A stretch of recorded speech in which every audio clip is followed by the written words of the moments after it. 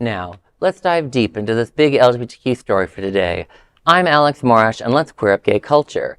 D.C. welcomed first LGBTQ affordable housing for elders.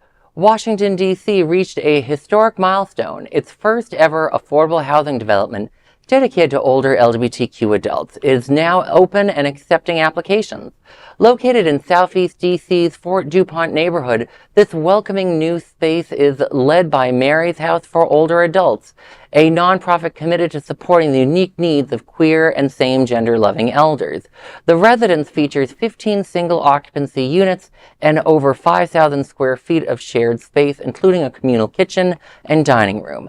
The building offers Americans with Disabilities Act adaptable units, health support, and wellness programs, all designed to create a dignified, supportive environment for aging LGBTQ folks. According to SAGE, a national advocacy group for queer elders, and many LGBTQ adults, particularly those who are transgender, nonbinary, or gender-nonconforming, face serious housing barriers, often due to discrimination. About half of older same-sex couples report housing discrimination, and nearly 90% of trans and gender-diverse adults fear it. To learn more, visit maryshousedc.org or call 240-972-2500. If you are looking for such services in Florida, the residences at Equality Park in Wilton Manors offers affordable housing development with supportive services for LGBTQ+ seniors. And, as a former DC resident, it's nice to see these sort of stories. Normally, I'm traditionally very critical of senior-only affordable housing, but those are normally big developments, just because I've seen, we were mentioning Cape Cod earlier. On Cape Cod, they would never do affordable housing unless it was senior-only. But this is not that sort of complex. No. Reminds me more of youth support services.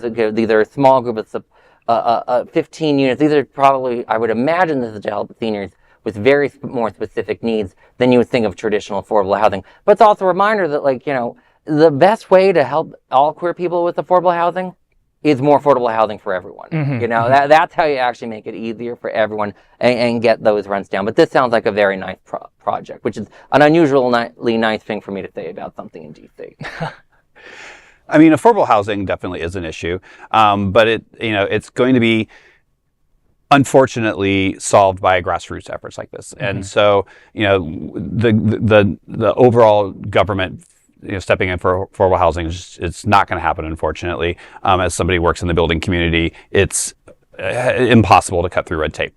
What I will say is, the discrimination is definitely, with the rollback of DEI and everything, is going to become bigger and bigger fears. So when you have places, here in Wilton Manors in DC, there's another one in Philadelphia where you have a growing community of older residents, and the prices of rent in those areas keep escalating, and you're on a fixed income.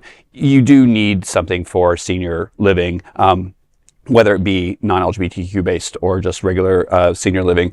But however, because we are dealing with people that have, possible extra discriminatory, circumstances being LGBTQ, they might be also then looked at a regular senior housing and going, I'm sorry, you can't be here, which then puts them at even more risk of being homeless. So, I agree with you. I firmly believe that we need more affordable housing. I mean, as somebody who is quite comfortable with a steady job, it's even difficult for me to, find housing at times.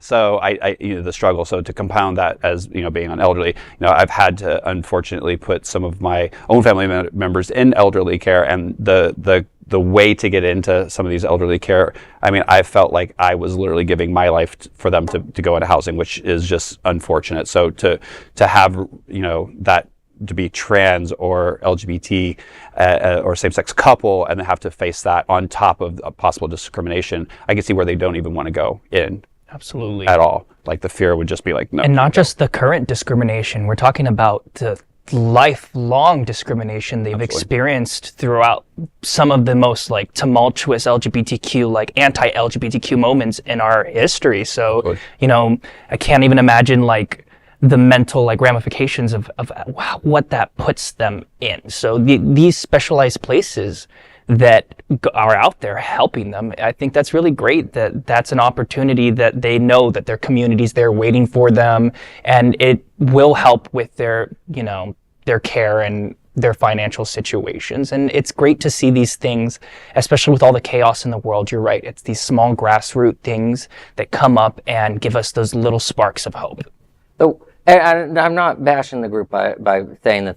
15 single occupancy units, 10 to 15% of the District of Columbia's 600,000 to 100,000 residents are LGBTQ. Yeah. So, like, this is a nice little thing, but I just don't want to get people to think that, like, we've solved queer DC. There's more work to be so done. much. Yeah, absolutely. Just the spark. Yes. And I mean, I often joke with my partner, we're getting, 1 or 2 more years and I get to be in that 55 plus community. And then I wouldn't have to worry about my rent raising. But you're right. This is a very, very small percentage. But more and more grassroots efforts need to be happened to help. And then maybe, just maybe, with all of this, then we can then start looking at places, like the federal level or state level, to then start backing some of these types of projects. Yeah, housing is a huge issue. We were just talking about, a Bill Clinton endorsed candidate with $1 zillion lost because the other guy said the rent's too high. Yep.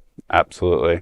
Well, that is a big LGBTQ story for today. There is no other queer nonprofit media platform like this in the entire world. Support our LGBTQ stories by sharing and subscribing Queer News Tonight.